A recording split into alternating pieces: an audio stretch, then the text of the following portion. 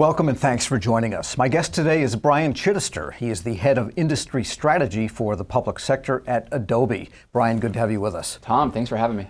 And our topic is customer experience and employee experience and really the interplay of those two. So begin, if you would, tie together the importance of the employee experience with respect to them delivering good client, customer, constituent experience. I mean, it's foundational, right? I think we've heard for a long time, good employee experience drives good customer experience, good citizen experience. But a couple stats. Right now, what we found is that organizations that are focused on driving better employee experience actually deliver 2.5 times better customer experience. And on top of that, and I know we're going to get into it, is the importance of engaging your employees. And those very same organizations that have that intentionality behind it have 1.5 times more engaged employees. So I think you can see the benefits immediately. It's very tangible. All right, and so there are federal agencies doing this also. You've got some good examples of that. Yeah, absolutely. So we've had a lot of conversations, and especially when it comes to citizen experience around life experiences, really proactive experiences. But the same holds true within employees. We take a look at, some like to say hire to retire. My personal belief is it happens long before that. But getting those predictive experiences and really helping them drive that life cycle is something that we're doing with the Department of Veterans Affairs. They've really been intentional about taking a look at what that spectrum looks like. The thing that I love about that the most, though, is they understand the impact that career has on families. And they're really trying to not only support the employee, but help the employee support their families through those career experiences. And you also need to draw that good experience line through to the point where someone is a candidate Correct. for federal employment, because I guess this is true in industry also, to the extent that people say, wow, this is pretty good before they get hired, probably gives them a positive feeling about this is where I'd like to go work. Absolutely. I think employer brand, right? Having that brand equity, it's something that government doesn't always think about. Some of the largest consumer brands in the world, it is one of the only things they think about because they understand how much impact that not only has to the bottom line, but getting quality employees to come work for them. So as I mentioned, I think it happens far beyond or far in front of that actually retire or hire phase. When they're looking to recruit, something that they need to do even before they're doing outreach is establish that trust, establish that brand by telling their story. I think government has so many amazing things that they're doing at all levels. I think one of the things that we've been focused on at Adobe is helping them tell those stories, establishing that employer brand. So when they do actually do that outreach to start the recruitment process, people already know that brand. They know kind of some good things that brand is doing, and they're more willing to start to engage in that recruitment process. And what are some of the tools that can help agencies, organizations give that experience to their people and their prospects such that they can create the kind of online experience they dream of? Yeah, so I mean, some of them are your more typical kind of marketing engagement. But one of the things that we obviously saw during the pandemic is something that you never thought would happen, which is an entire interview process shifting digital, but also onboarding shifting digital. And something as simple as a signature, a digital signature, to be able to establish the credibility there. That's something that Adobe does right now with the FBI. I think Melinda Rogers at Department of Justice has done a great job at taking a comprehensive look at employee experience. And we're really helping the security and compliance side of the FBI help them get the right talent in the door and also keep them engaged. Right. I guess it's a matter of consolidating the many steps people would have to go through, yet in a way that preserves the logic that's needed to get everything done properly and also securely. Correct. I think that goes back to the mapping of those experiences that I talked about before. Understanding that, yes, hiring is an experience, but there's also experiences within that sub-process. And we really work with organizations to map that out so it all stays very seamless. And let's discuss a little bit more detail the idea of giving good employee experience in the federal sector that helps good customer experience or client experience or constituent, I guess is the best word. Because it used to be said, well, the federal government is not retail the way state and local is. Yeah. But when you think about it, throughout one's life, there are many touch points directly with the federal government. Correct. And then if you're in military and dealing with VA, say, later on, there's even more.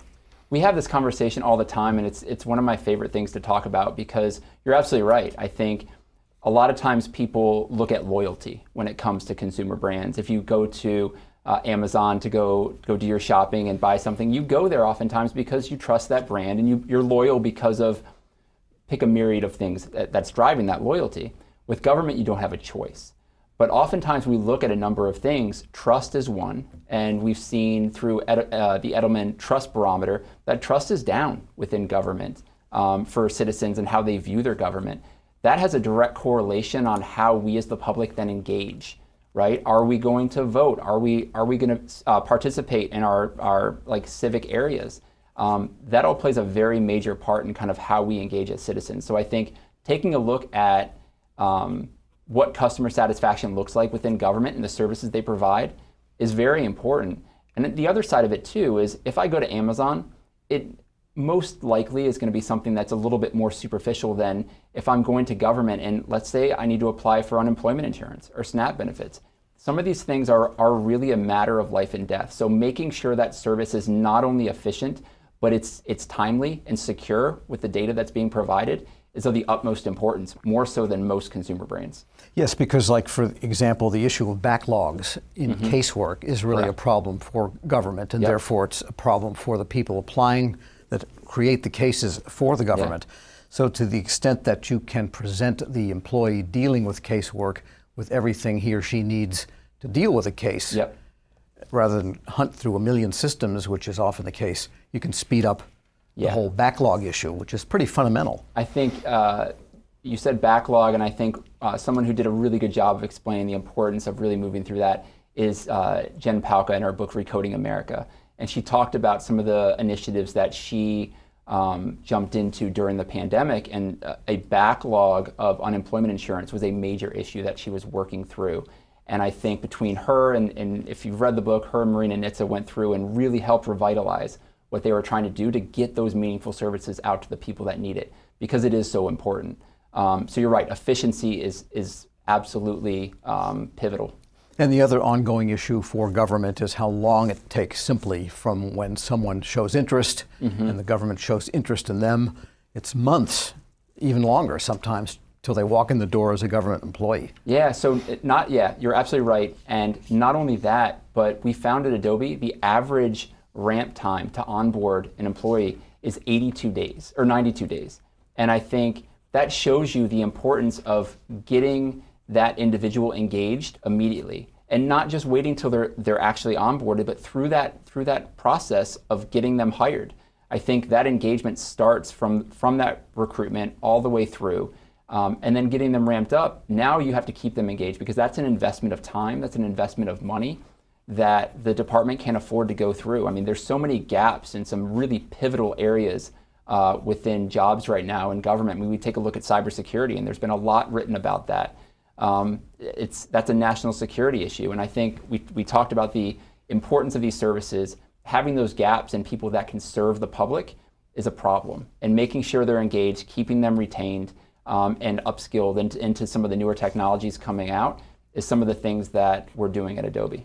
Right, you don't want people to take 3 months to get into the agency, and then it's another 3 months so they can do anything. Exactly. I mean, imagine going through that process, having somebody on, and immediately they step away because they're frustrated by something. Now you have to repeat the whole process again.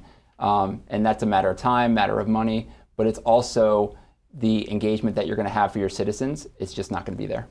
And we live in a data-driven age, and there are legal and statutory and regulatory mandates for agencies to use data in the management and decision-making of their day-to-day affairs.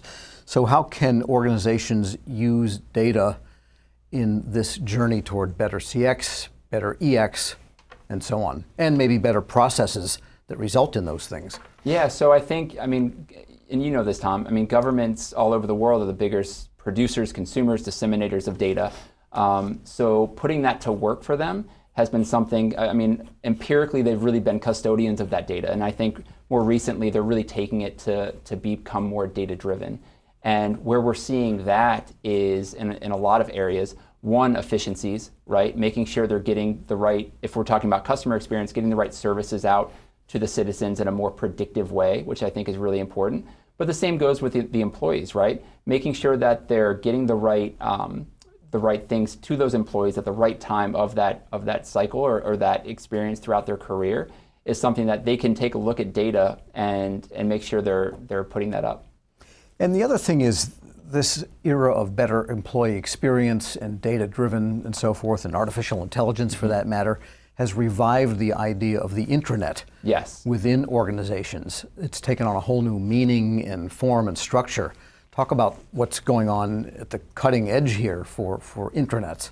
It's very cool. For a long time, I personally never saw a lot of value within intranets, and I've been at Adobe for just a couple months now, and the level of engagement that's being driven by our intranet at Adobe has absolutely changed my thought process around how you can leverage an intranet to engage employees. And it's not just something that you go to and see if something there, but it's also proactive.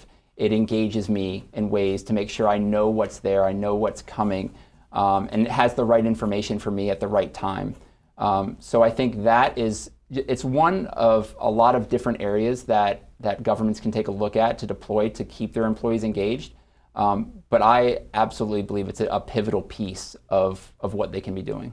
All right, well, thank you so much for some great insight. My guest today has been Brian Chidester. He's the head of industry strategy for the public sector at Adobe. I'm Federal Drive host Tom Temin. You're watching Federal News Network. Let's go back to the studio now for more on our Workplace Reimagined.